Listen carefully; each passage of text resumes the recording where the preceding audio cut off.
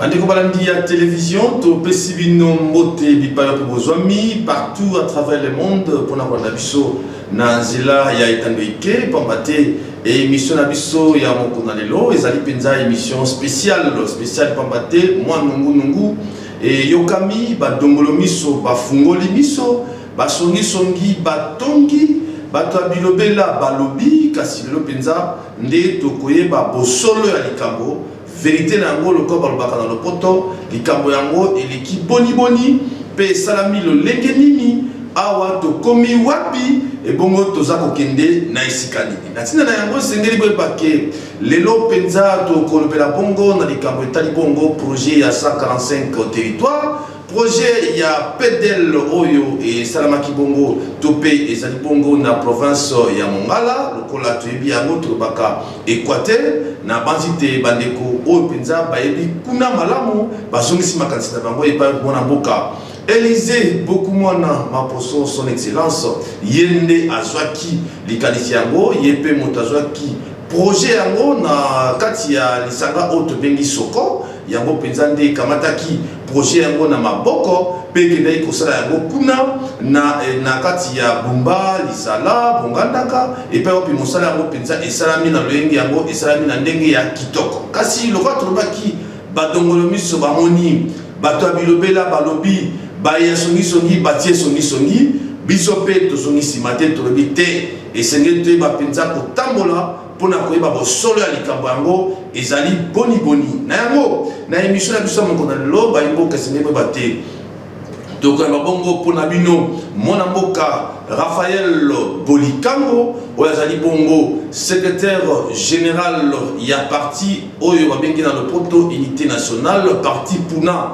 na bokuse yebe azali bongo ingénieur oyo atali makambo etali environnement makambo etali bobongisi mboka makambo etali développement ya mboka pamba te azali pe moko ya baconseiller politique ya son excellence mwana mboka Élysée beaucoup mwana maposo paye azali lisusu moko oto bengi na lopoto bras droit na ye yango totamboli peut-être te nani sengeli afungola biso miso nani sengeli aloba na biso bosolo na tina likambo yango nde tukutani na mwana mboka secrétaire général Raphaël Bolikango pambate azali pembeni na ye yenda atambolaka na ye yenda yebi malamu pe akosopela bino masolo yango na bosolo penza ezali kotambola lenge nini pona kosukisa ba dongolo miso pe bato lokuta o bazali kotambusa sango ya malamu te na nzoto ya mwana mboka Élysée beaucoup mwana kaka na kati émission ya biso ya mokona lelo bokoyoka lolenge nini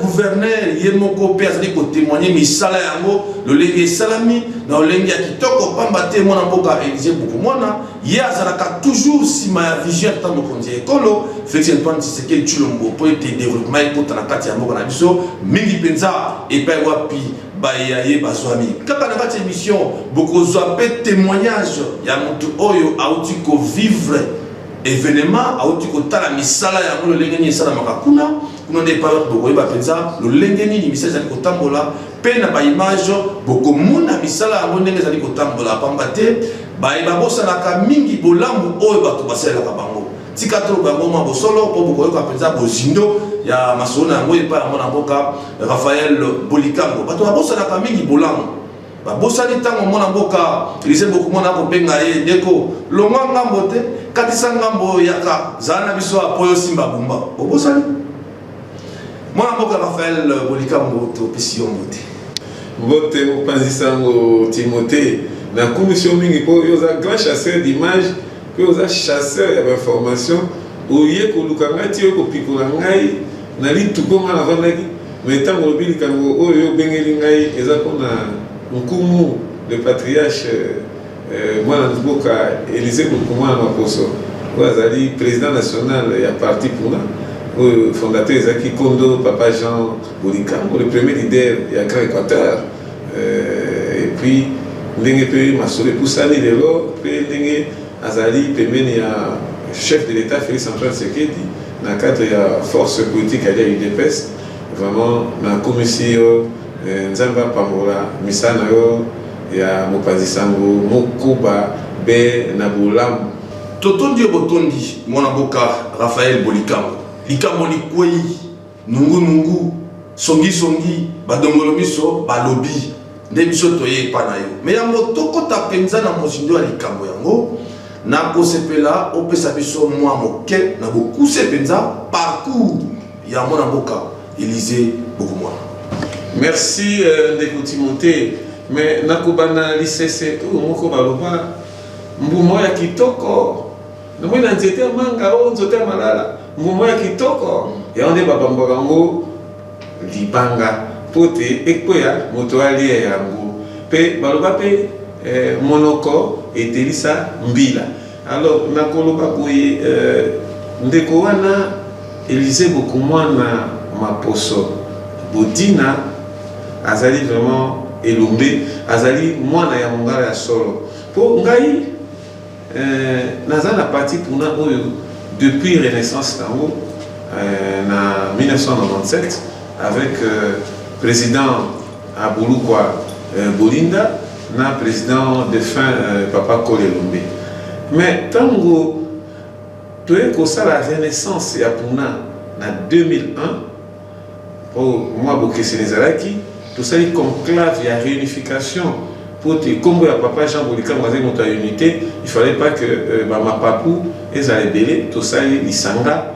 Alors équipe oyaki na ndeko Kondo ezulu wa Monzemba docteur Richard azalaki na elombe moko tomonaki wana secrétaire Élysée contre comme on sous dans Élysée. Mais Élysée, c'était Élysée Bokumwana Maposo.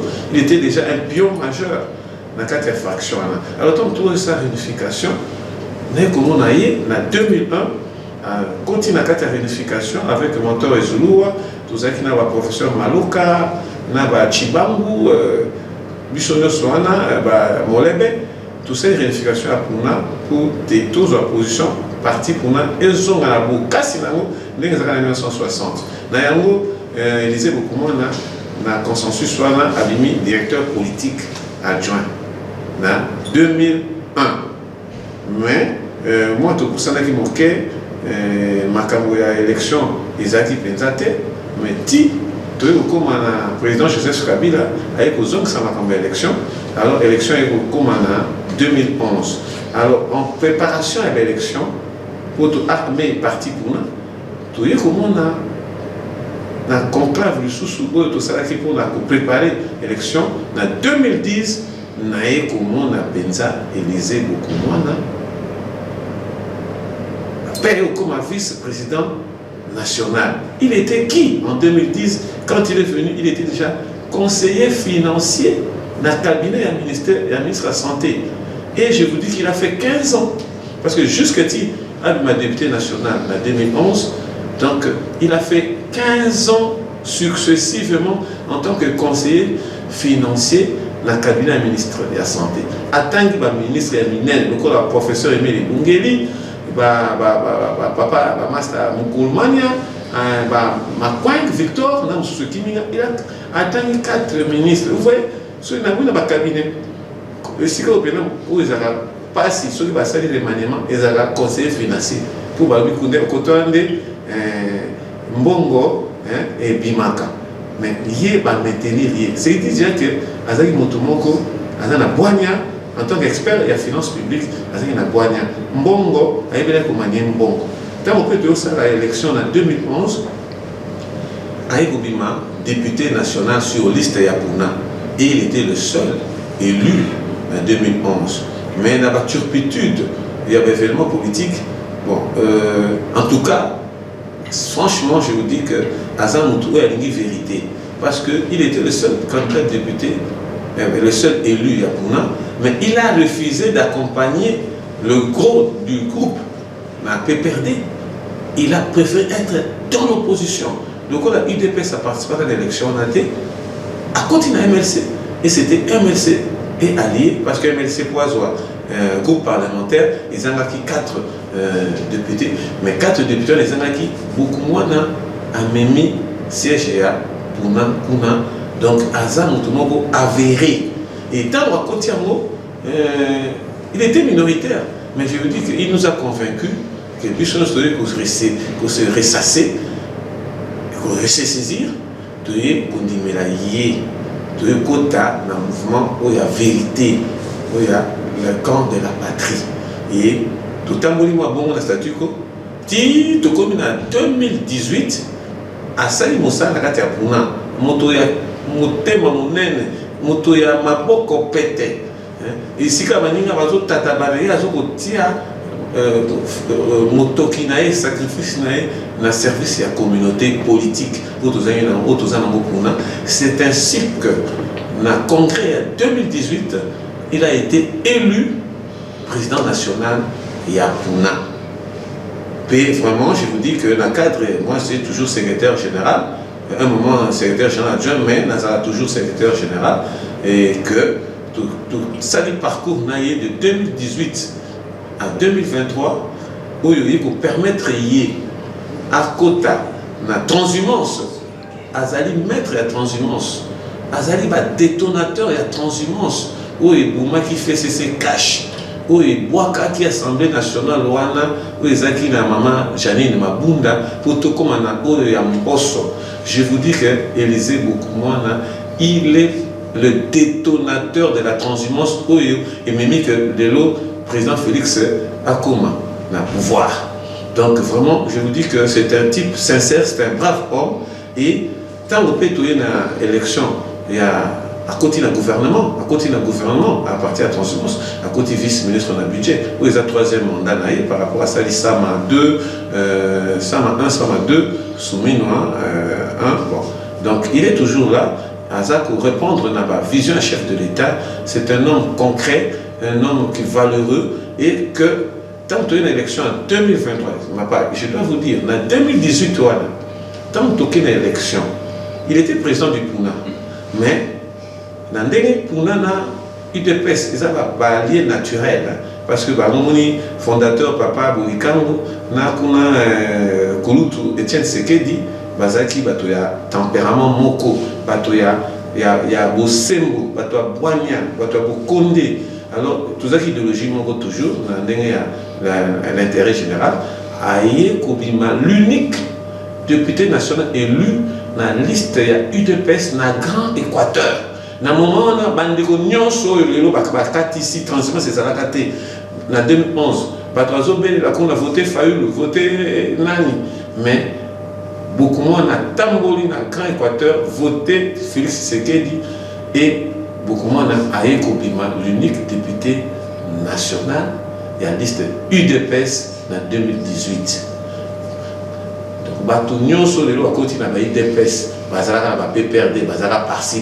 Il était le seul.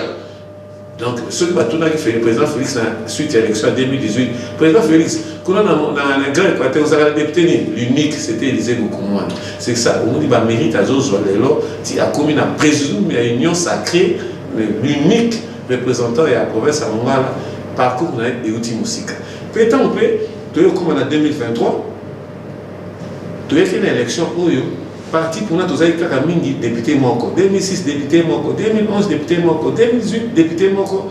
Mais tant que en 2023, l'élan, Naza secrétaire général, un peu fier. Parce que dans le cadre, il y a tous les recommandements force politique à l'UDPS, mais Bissot pour nous fournir 3 députés nationaux dans le regroupement Wana. Il y a Bassan Koussou Azali, il y a Mongala Azali, il y a Lissalapé. 3 députés nationaux, tous en a 2 sénateurs, il faut le dire, parce que tous en a sénateur Bossieux, tous en a sénateur Jonas Mukamba.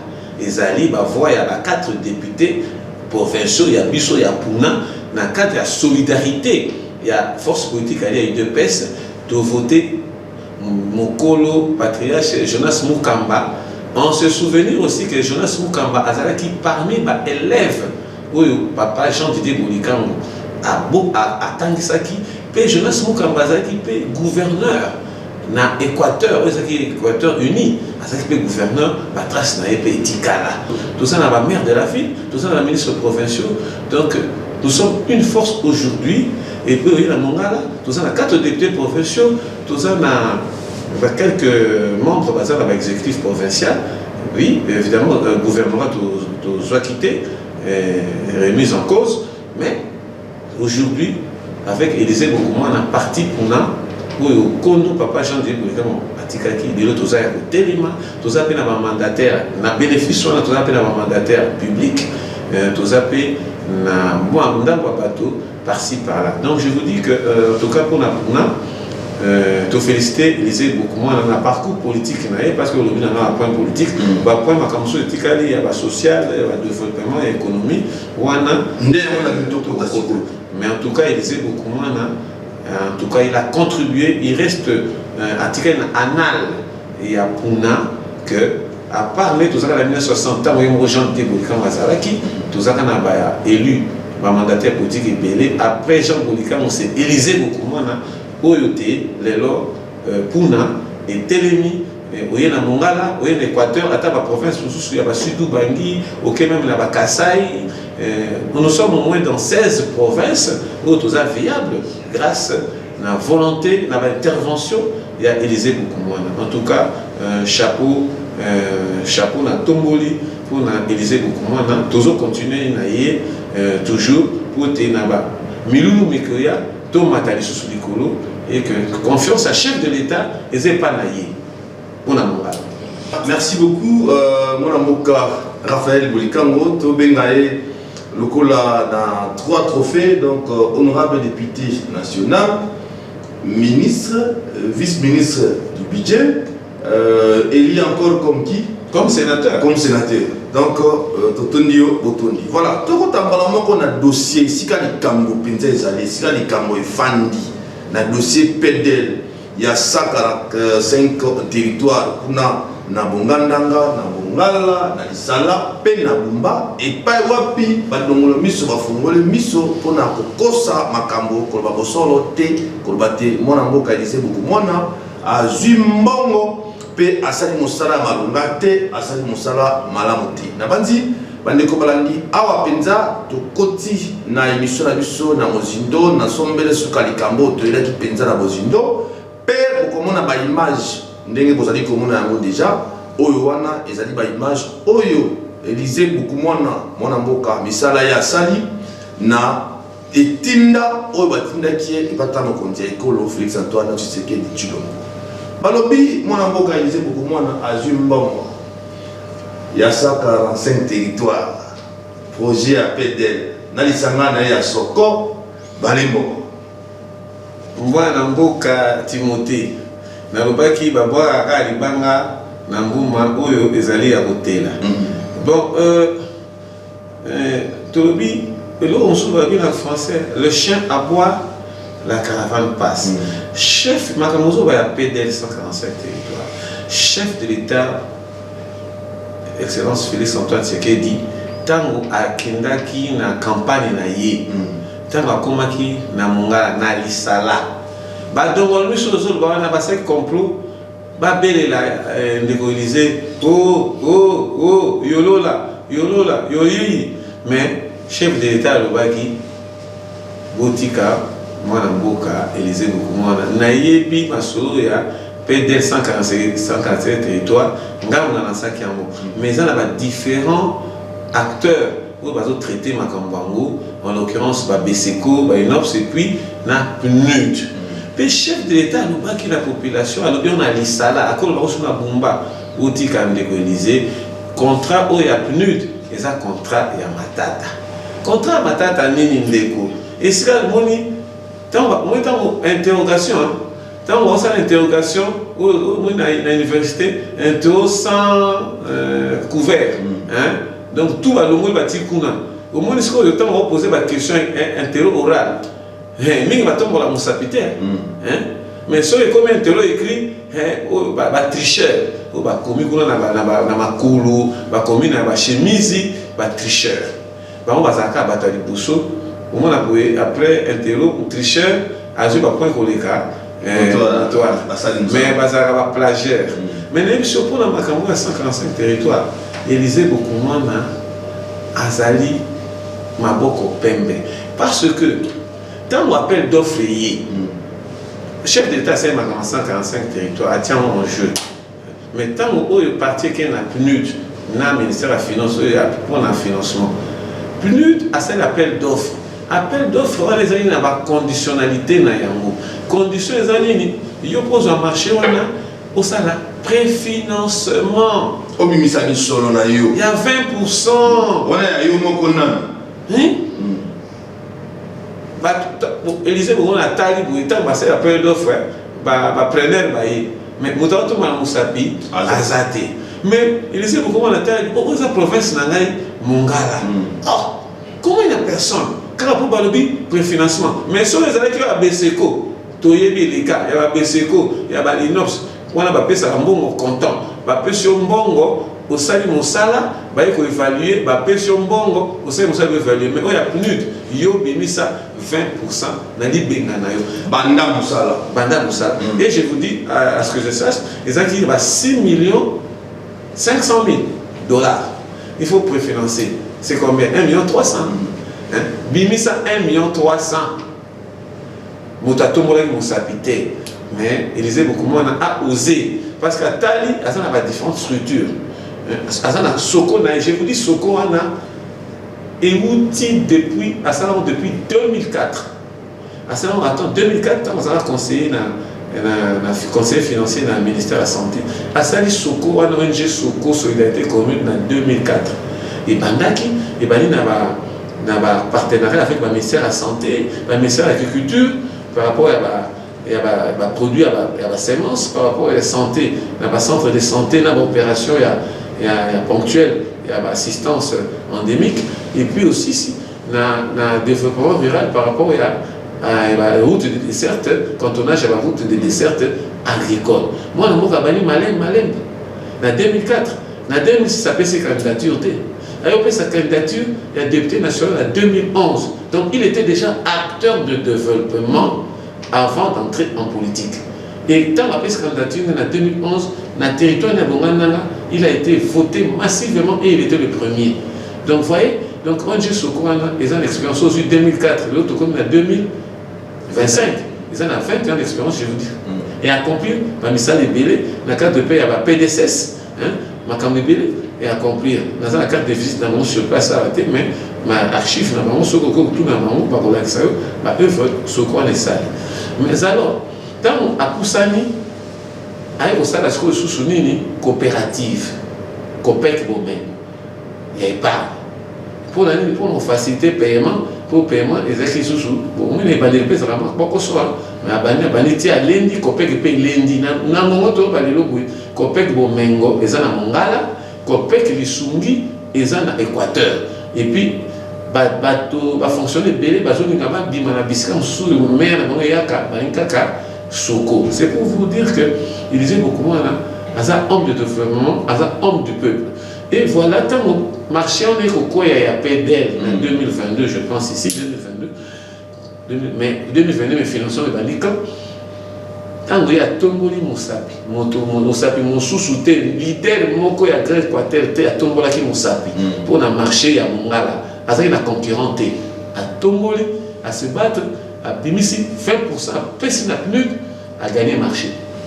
Quand on peut aussi marcher n'a plus de Sénayo, on ça a cabane, c'est-à-dire fondation, un chantier, vous savez, il matériel, puis on a au payer fondation, on a 20% au yayo. Tant que vous savez, on a 20%, plus d'ailleurs à Talio. Mbongo na yo wana ya 20%, soki ekoki oyo bango basengi bamonisa 20%, baye ko bimisa sikoyo 20% bapesi pour continuer sous ce musala.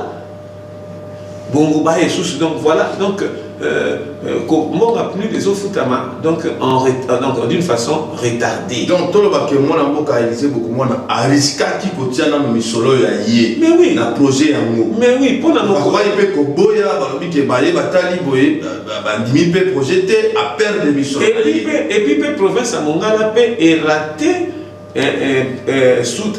traitance ya musala wana. Pour tout ça ça quitté. Et je vous dis que même t'es toujours balelo réalité à terre, tenu de jusque-là, à PC Soko, ONG Soko, qu'à 30%. À part 20%, 20% c'est après financement, soit 30%, au lieu de 20%. ce qu'on y a, ce qu'on veut, Azagnon combien? Il y a 10%. Est-ce que Misalo est dans le terrain ou Anna? Est-ce que Misalo a 10%? Non, je vous dis que c'est même dans les 60%. Moi, dans mon cas, Aza le lem de le coup la province de Mongala, ati mbongo na ina bibundele, ba maswa na emi bali, ils ont facilité transport et ba matériel na ba rivière. Je vous dis que tout ça le problème il y a étiage. Cru eza nango mais mikolo mingi étiage c'est le mati parce que kangama bokoma kuna bozui balemia bisika muso il faut yebake tozui na tradition na Mongala biso kutu côté na ngala za lisala eza mama mais pas na bango na bongandanga. Vous devez savoir, je suis géographe, je suis ingénieur environnementaliste, expert en aménagement du territoire, originaire de la Mongala. Mais c'est que moi j'ai fait le tour de Mongala. Mais je vous dis que Mongala est allé marécageux et c'est le territoire le plus vaste et le plus enclavé de la République démocratique du Congo. Maille partout. Écoute, mais on ne peut pas les mailles parce qu'on ne peut pas attaquer la Libye. Parce que moi, je vois filtrer ma maille pour moi, mon kidé. Mais si on a peur à manquer, tout le monde a transport, il y a matériel, il y a projet à pédale, nous sommes en train de faire des mais donc, heureusement, ceux qui ont été, il faut allouer sous son massoua, tout ça là, mais accréditer, à disposer, à disponibiliser, dans massoua pour faciliter, mais comment, mais c'est pas aussi ce qu'on a dit, accessibilité, ça passe, mon cher. Mingi bazo souka kaka na ville ya Lisala, to ba bimisa bango ba suppléant, ceux qui ba bimisa bango, ceux qui ba na second degré na grand électeur, bazo tourner rond la ville. Est-ce que c'est ba tamboli moi secrétaire général d'affaires politiques, na tamboli Mongala Mobimba, Lisala territoire, tous les secteurs. Misala ni na tamboli bongana tous les quatre secteurs, mais c'était pénible. Mouké mai, problème ya route, problème ya ba pont, mais c'est grave. Mais je vous dis que Azali, il faut tout commercialiser beaucoup moins. Pour Bissam Sou, Masso et Souki, aux moto et Souki, au batonemi, na moutou sac à ciment, barre de fer. Donc, accessibilité est Azali difficile. Mais il ne faut pas le tenir rigueur. C'est les 30% que PNUD a payé, c'est égal à 70%. Mais je vous dis que dernièrement, gouverneur et la province, son excellence, le chef de travaux, Jean Colin Makaka, à Tamboulaki, na gouvernement provincial, na assemblée provinciale à Mongala, où ils ont honorable Gabriel Moussal, na député provinciaux, GTS Limbaya, Morkan Abongo, l'homme Bamou, Abouzeya, petit nana banane, Ndonge, Mbotama. Donc, batamolaki naie na bongandanga bamuni misalo ya sali. Non seulement parce qu'il y a un problème de route, aux yeux marché à PDS 140 territoires, mais accessibilité pour aucun matériel et comment sur le terrain. Et les amabé. Mais mbongo ya PDL les anakati ya misala nate. Élysée beaucoup moins na bimisi mbongo na poche na ye. À tirer à disposition à service peut-être il y a office de route ou bien il y a OVD pour te misala et salamate ba bongisanzela pour te biloko ezata accessible et puis chef de l'état pas ça boya il y a pas ça moi na bongandanga a bongisa pour moi kumu ya territoire ezala donc beaucoup moins na abimisi mbongo na ye o ezala kutanga te bon bazu yango bayebi pote aza notable aza kumu ya Mongala pote misala mitambola na ressources te bande ko bumba faut ba yeba kaka Élysée beaucoup moins à part aza na soki quelques ouvrages na bumba qui eza pesona ba problème pour l'accessibilité mais na yebi que le gouverneur ba ki ka moko kota so ba bindu ki la bandité mais misusu eza déjà ba fondation eza na élévation pa ma biloko papa maso na eko longo etiki biloko ekoti na nzela ya bilopori etiki na kula ebimi bosomelo ebimi lisala ebimi bumba maso na ye en tout cas sacrifice au sala moi na moka pas seulement ça ba biloko mususu ya l'été ezala kiao ba nini ba mituka ya chef de l'état ou ezaki na cadre ya kopesa na population ya la province et fandia ezaka soki 13 mais kaka Élysée beaucoup dans une maso na ye ati yango emema ata so ba futa sima to nini mais ya tina na maso na ye ma biloko so ba futa sima ba futi sima to ba futa kete wana entre guillemets au crédité nano biloko ekoma bongo zwa mbongo nsima bato boni baza na modele wana donc Élysée Bokomwana lelo gouverneur atambolaki na assemblée provinciale batamboli basali déclaration assemblée provinciale à Mongala basali déclaration que misala eza kotambola vu taux d'exécution montant oyo bapesi na taux d'exécution ya travaux ezali adéquat donc c'est même au-delà musala oyo plus d'apesi beaucoup moins à ce jour 30%. Mais misala oyo soki toévaluer ezali au-delà il y a 30%, au-delà même de 50%, gouverneur va sur 60%, parce que préfinancement les anakati na ba subvention ya zosala na bumba papa moko ezali on a 8 ponts na nzela ya bumba ti monzamboli pe mama moke asali yango za ba fonds propre na yi tokozongela yango po tolobela actuellement misala nini oyo esalami déjà pe nini ezali kosala kasi nalingi bandeko balandi tozonga nano kuna epai wapi mwana mboka Jean Colin Makaka oyo azali bongo gouverneur Yemoko devant l'Assemblée provinciale à Telemi pe à lobby na monoko na ye na likambo etali mwana mboka Élysée Bokomwana na projet ya PDR ya 145 territoire pamba te ba député provinciaux abengisaki ye pona kotuna mituna na likambo etali projet oyo mwana mboka Élysée Bokomwana za kosala elongo na soko oyo ezali organisation na ye kasi gouverneur a symbole ya moko na koloba te misala esalami nyonso kitoko etikali kaka obe moko na esalami te kaka na 30% ya misolo oyo azwaki 70% etikali nano azwi te mais misala nyonso esalami etikali obele mosala moko kasi badongolo miso oyo baza koloba te mwana mboka Élysée Bokomwana ayibi misolo pe alei yango asali mosala te ezali lokuta monene toyoka gouverneur. Oui, vous m'avez parlé de Soko. Je n'ai pas de réponse pour Soko parce que moi je ne me suis pas déplacé pour Soko. L'Assemblée, non. Les membres du comité provincial de sécurité, non. Soko n'a pas de problème. Soko a gagné le marché pour construction de 37 infrastructures dans l'ensemble de la province. Le rapport que j'ai, parce que j'ai été instruit par le président de la République dans la conférence de gouverneurs à Tanganyika. Il nous avait instruit, nous, tous les gouverneurs, dès notre retour dans nos provinces respectives, de nous déployer et de nous imprégner de la situation d'état d'avancement des travaux de PDL 145 territoires et de lui faire rapport. C'est déjà totalement fini. Et le reste, c'est un chantier. Il y a qu'une seule infrastructure qui n'est pas encore, dont on n'a même pas commencé les travaux parce qu'il y a un problème d'accessibilité dans ce site-là. C'est dans la ligne vers Bunduki là-bas. Vous connaissez le lieu, non? Oui.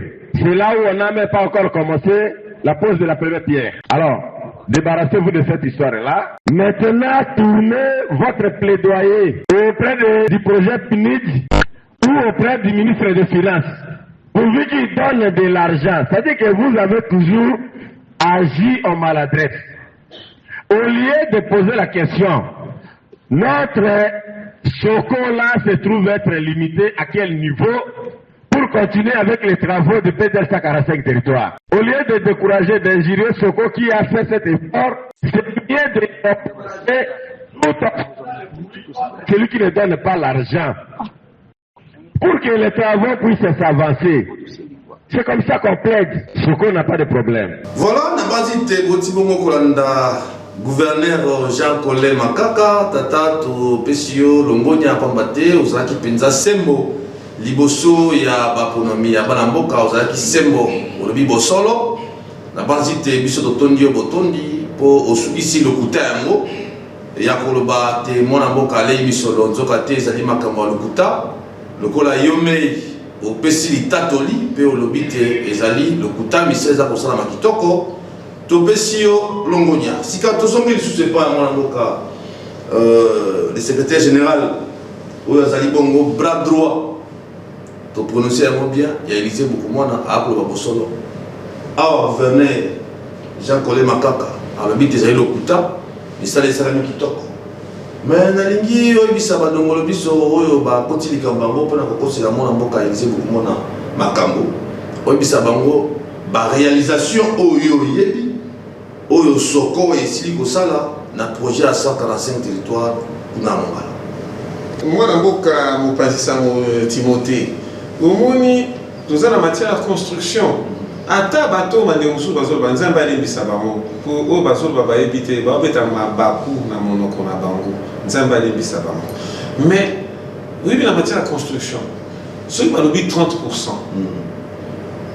tobandi na fondation élévation finition na badécor est-ce que avec 30% ata bapesi yo 30 ouvrages na 30% est-ce que vous avez à mesure na 30% bapesi yo 70% te vous avez à mesure aussi ça pour aussi ça on bise son bon et mais pas nani moi nezali pas si déjà même ça qui 20% à préfinancement c'est que 70% etikali il y a avant bon à ça risque qui nan donc c'est-à-dire surtout ça tous a été c'est c'est que moi on va payer sur marketing on va payer sur 30 ouvrages on va payer sur 30% il y a financement aussi ça nous sur 30 malamon beauté mais il faut pour nous sur fongoli ba chantier au fongoli ba chantier papa tous a bossé au fongoli ba chantier il y a 30 maintenant que gouverneur le bika encore pour le chantier de calamité mais ba chantier fongoli partout ba fondation en tout cas presque partout mon humanité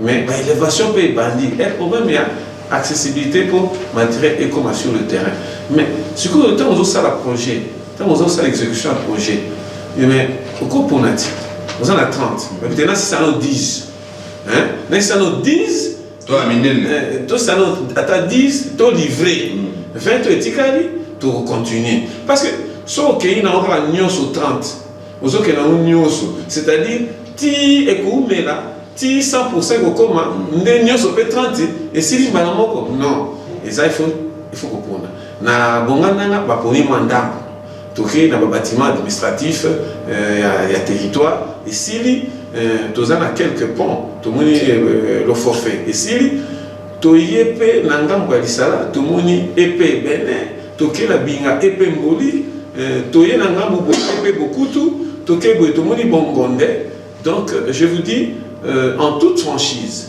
au moment où nous parlons il y a au moins 6 ouvrages où ils ont déjà disponible dans l'État. Mais au monsieur Tikali, il y a eu un peu de retard aussi par rapport à l'objet toujours. Ezali, Congo central, aux Tuka, au côté qui sont Totoni, Ezali et Balé, Ezara na Pela, Ezara Pe, Maïka Ukaka. Étant Maïka Uki, balisage, la biso, régie des voies fluviales, balisage Ezali, Malonga Terre. Et comme il faut même bateau va sonder tout va et tout ça là il faut RVFP à bon là parce que ceux qui RVF faisant baliser va coordonner la massua accrédité et vous allez mais vous allez facile donc dans le moment où va misala mingi za na élévation et monsieur déjà la charpente donc d'ici là donc à peu près tous les 2 mois va zo pesa je pense que tu te comme en 8e mois, c'est à 4e mois. En toi, tu te comme en 8e mois, je pense que à beaucoup on paye la 15. Pour la fondation islamique de l'élévation, la finition, la tôle, la nini, mais on va payer ça pour rien. Donc, au moins, le gouverneur le baki, le président de l'Assemblée provinciale, l'Assemblée provinciale, l'Assemblée provinciale, le baki,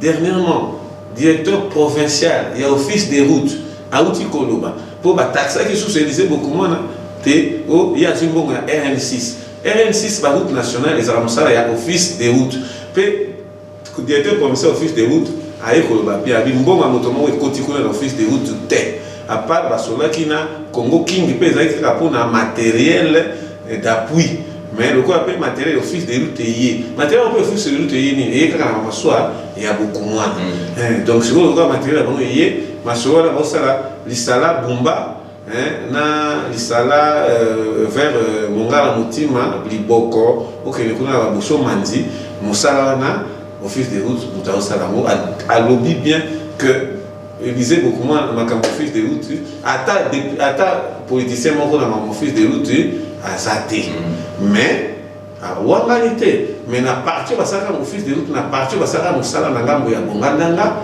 na territoire oyo ya ye beaucoup moins parce que na bakumba pe ba chef bazali bakuru ya kape bali na lisala pe bakuru ya kabazali ya za mutabongandanga mais ausala intérêt national mais pour le territoire na ye après ça quand même ba carburant côté mosala et ça.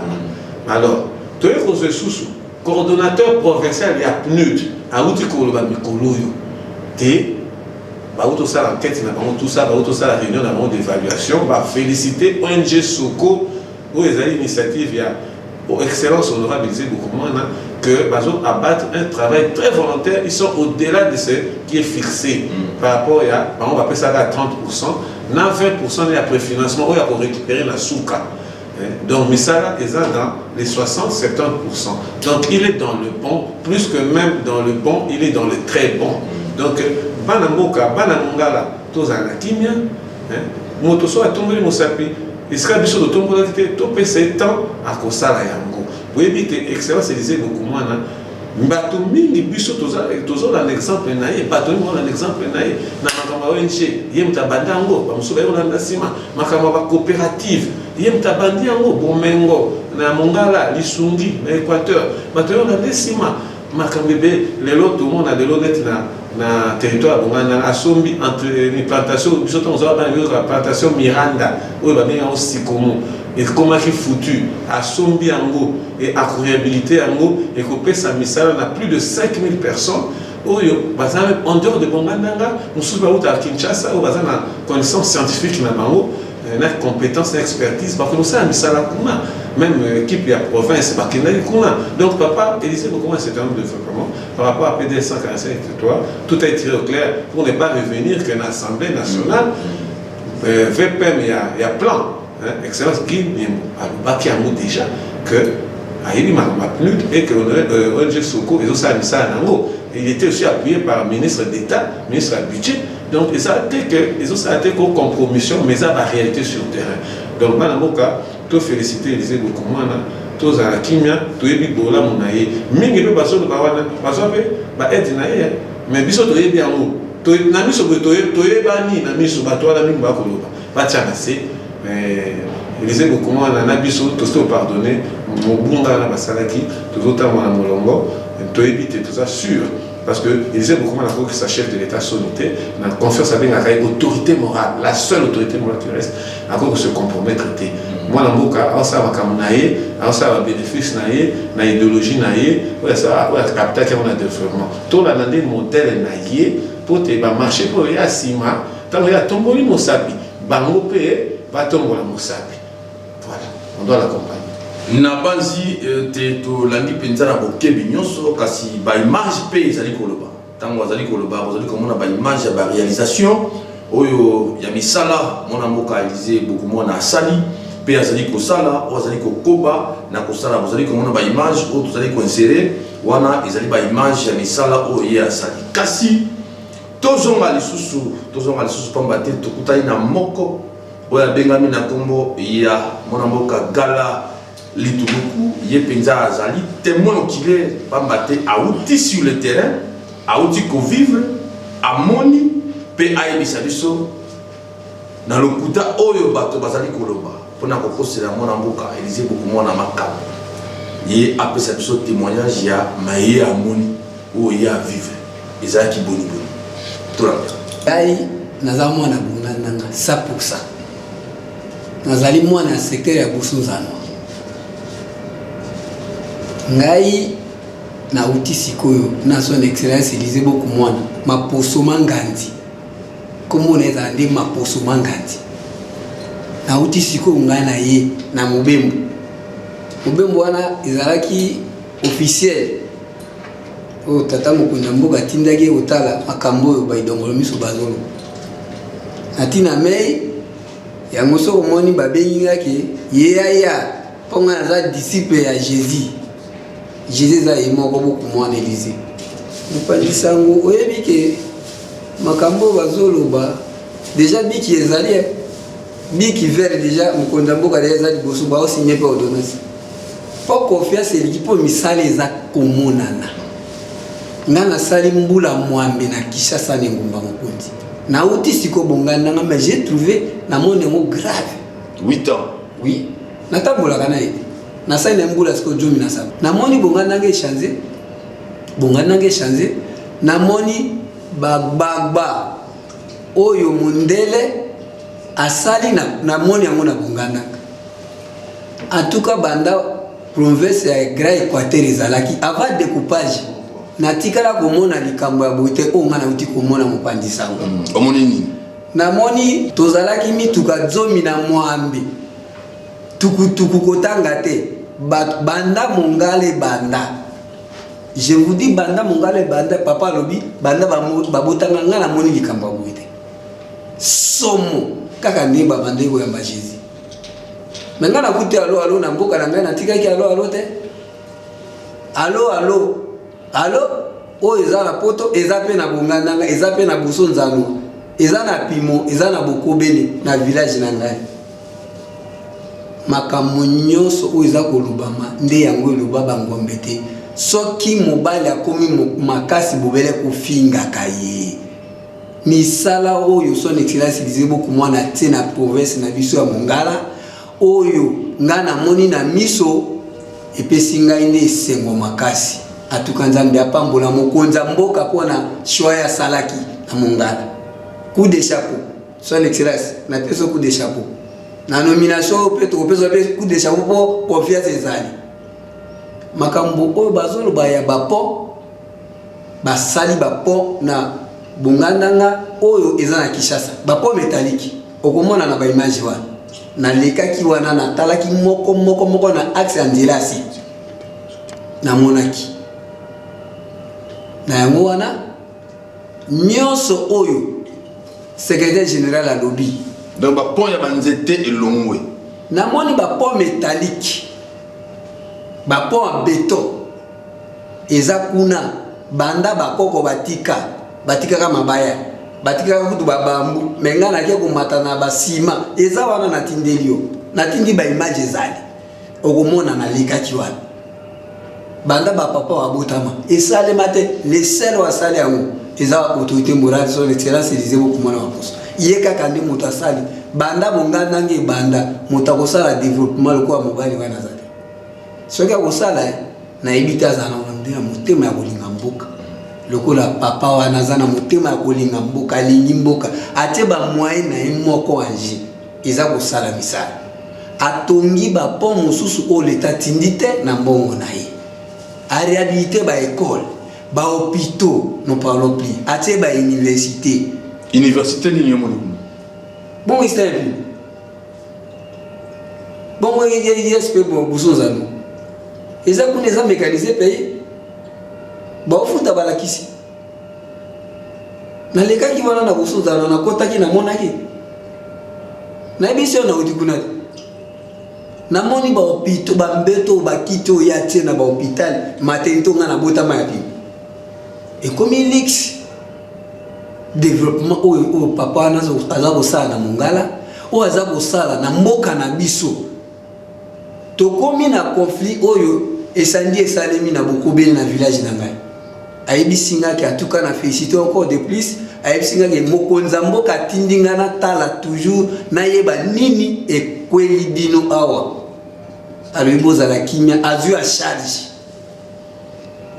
charge na ba député na ye azu a charge na fondation mama Marguerite Bosweli echepe maboko pona kosunga batu oyo bakimi na zamba batindi ba matela ba mbeli ba bilamba batindi biloko wana tout le bara vérité. Voilà, bandiko bala dinakanisi te lokuta ya moi bandi okoma na suka pamba te botuko na témoignage ya témoin oyo à vivre événement oyo auti sur place oyo ki maya lobi pe je crois ba image oyo to tieli bino oza komona wana eza déjà koloba quelque chose na misala oyo ezali kosalama sur le terrain na bandité tozoki siko na plateau na biso pona kosukisa émission na biso longo na mona mboka Raphaël Bolikango na bisaki bino te azali secrétaire général il y a Puna, parti Oyo, Ezali, na autorité morale na yango, mon ambokalisé beaucoup. Mon appel, Azali sous ingénieur, il y a Tali Makambo, Tali Bongo environnement, la base ya otiko pesa biso ba détail. Il y a le lengeni ninzela yango Ezali, le lengeni ni matériel et sengeli kolongwa Kinshasa pour na okoma sur place sur le terrain.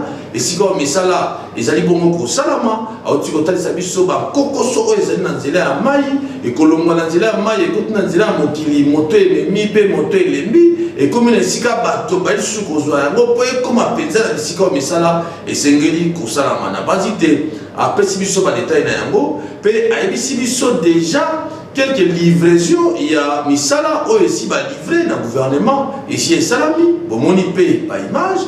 Bolandi sous gouverneur de la ville témoignage d'ailleurs où il y a Pessi devant gouverneur pardon la province où il y a Pessi devant assemblée provinciale Pambate binomoko boye bindenge mobe koli kozi amoko na biso lobi ezalaka mingi peta soki province ya botambo na malamu te to moins kokoso na province ezali babekisaka numéro 1 to gouverneur aya kopesa éclairage kasi ntango akomaki liboso ya badepute na mituna batunaki ye apesi éclairage ababi te mwana mboka eze beaucoup mwana elongo na soko bakosala misala kitoko kasi etikala obele moko to témoigner yango ndenge mwana mboka Raphaël auti koyebisa biso kaka obele na 30% oyo bapesi ye na pinide mpe na 20% oyo atiaki lokola misolo na ye na banzi te ntango oza kotonga moto ntango oza kolonga mabe ya moto ntango oza kokosela moto likambo esengeli mpe oyeba bozindo ya likambo yango obele na 30% nde akosisa misala yango mpenza lolenge yango esengi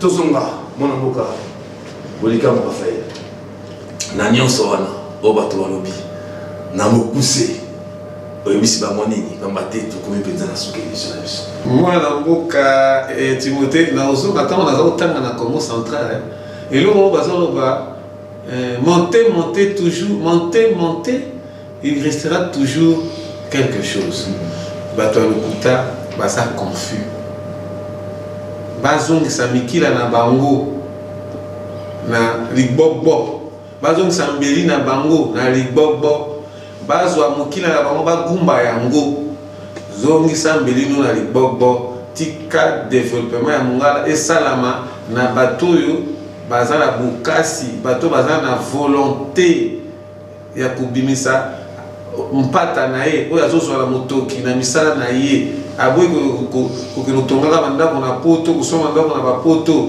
moto azoinvestir na kati ya Grand Équateur na kati ya République démocratique du Congo mingi lelo awa azozwa mbongo bazokoinvestir à l'extérieur. Élisée Bokoumana investit dans son pays, dans le Grand Équateur, dans sa province de la Mongala. Les œuvres parlent à sa place, mon cher frère. Mama wana lelo komi bale ba misat mi ba mais yenta bania mo bande kopé mususu ko to yebi ba komo na ndango donc Élisée Bokoumana c'est un exemple ba komo ko sabe ba maswa ba komo sabe ba ONG je vous dis Élisée Bokoumana makambo éducation so ke kuna na Mongala azana ISTEM Institut supérieur de technique médicale ISTEM pimo ezo sunga bailenge batanga bayeba misala oyo eza technique médicale oleke baye kotanga na Kisasa bambandaka baza na institution supérieure universitaire chez eux, une promotion, une création, une fondation de Élisée Bokoumana. ISP, Institut supérieur pédagogique Bosso Djano. Il faut toujours commencer quelque part. Ils ont fonctionné. Aux diplômes, aux ana bongandanga, au kotanga na bongandanga, tous ana disala na bumba, au kotanga na bongandanga. Donc, il est dans beaucoup de domaines. Tout peut ça et chance, tous ana kimia, nana fani naye, vraiment je l'ai connu depuis 2010, l'autre connu en 2025. Je travaille avec lui, je suis son conseiller politique, je suis le secrétaire général du parti, je suis le secrétaire exécutif de la plateforme Force Politique Alliée de PES. Vraiment, je vous dis que c'est un homme habile. Et quand il dit, Basé Manzem, Oyo Bokoumana, Oya Kanye, à Sarak, Nakansin de Kona témoignage, Aouti Kolobango, Aouti Nzembo Yimbi, Banzembo Bayembe la Bokoumana, Elombe, Bokoumana, Elombe, Ouya, Elombe Wana, Ezana Misala, Oazo Sala, Azo Kosunga. Donc, mon frère, il a fait son travail, il continue à le faire. et on est avec lui, il est déterminé. Et je vous dis, et PC sous pour ça, il y a que bimze sous mbongo na poche na ye beaucoup na misala mususu oyo eza même ya l'état te aza kusala bande kwa bumba nani kuna na bumba asali babamba mais beaucoup moins na mbongo na ye 8 points au salama, je pense 2 à 3 et c'est sili mikolezo ya ngai conseil politique na ye na komata na délégation nazo sala tourner na mongala lisala bumba bongandanga pour m'enquérir encore na kendeke janvier na zaï kuna na bokene susu na ta l'état d'avancement des travaux na ta la mieux seulement parce que politique il y a beaucoup moins Élysée beaucoup moins politique na ye misala na ye ezali ko toucher biso parti puna en particulier parce que ce qui misala na ye et bongi biso pe parti puna toujours le kum. Mais ce qui misala na ye est boité, c'est que biso pe parti puna bakotia biso musapi, mais bakotia biso musapi na ndenge ya mabe biso sute pe bakotia mokolo moko te. Bakotia biso bato ya parti de l'unité nationale puna o fondateur nango ezaki papa Jean Bolika moto na limenya, moto na bosembo, moto na bwania. Je vous dis qu'en tant que fils biologique, j'ai remarqué qu'en Élysée beaucoup moins na azana Nzela Wana. Et on dit depuis 2018, il dirige le parti jusqu'à ce jour. Makamzota me rappelle à Molongo. Nous avons Kende, na Sengi, na Senga qui déjà tous en ligne, tous qui nazo Kenda délégation pour ça la tout pour total ouvrage Wana, tout est la bino état réel, na temps réel, tout ce qui est expert immobilier, tout expert urbanisme, basali, tout ça l'évaluation réelle. Ce qui, par rapport à un bon moyen de vie, ce qui est déjà toujours positif. Tout le temps, la paix, comme ça, parce que Copec, ils ont un contrat à vie, il y a un fonctionnaire. Ça se passe bien. Mais ils ont comme ça, sur le listing, tout le monde, ils ont un retard pour les comment, il y a bénéficiaires. Donc, ça travaille bien. Ma demande des ébélés pour tes Copec, vous me voyez beaucoup moins, ils sont chargés, il y a un ministère en dessous pour les foot.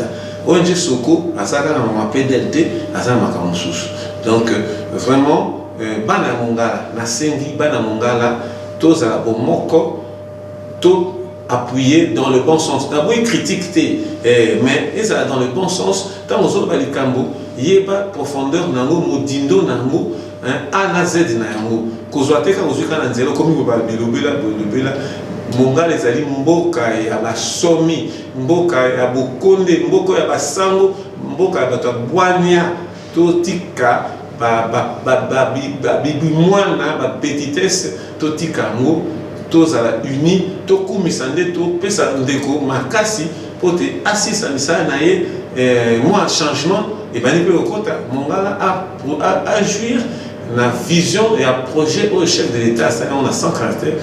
Territoire, particulièrement la Mongala. Merci beaucoup pour notre éclairage. Je crois que les Camboyango et comme Nasuka, Nine Sila Kate, film Aezope Sila, le Kutape Suki.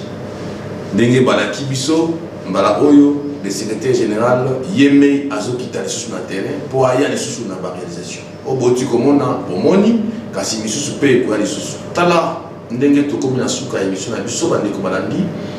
Ceux qui vont se plaindre yango, to pesa merci mingi. Nandeko yo a réalisé qui émission, a bengami na komba ndeko Placide. Pede sous te pesa merci mingi et pas yandeko Sami Bopé, azaki na biso elongo, pe lisusu nandeko Gala Lituluku, oyo tu ko pesa ni tatoli pona bisala ya mona mboka Élysée. Beaucoup mona kasi po ya ngai botika na malamu na bota na bino, pe tukutani au mikolo, misaliko.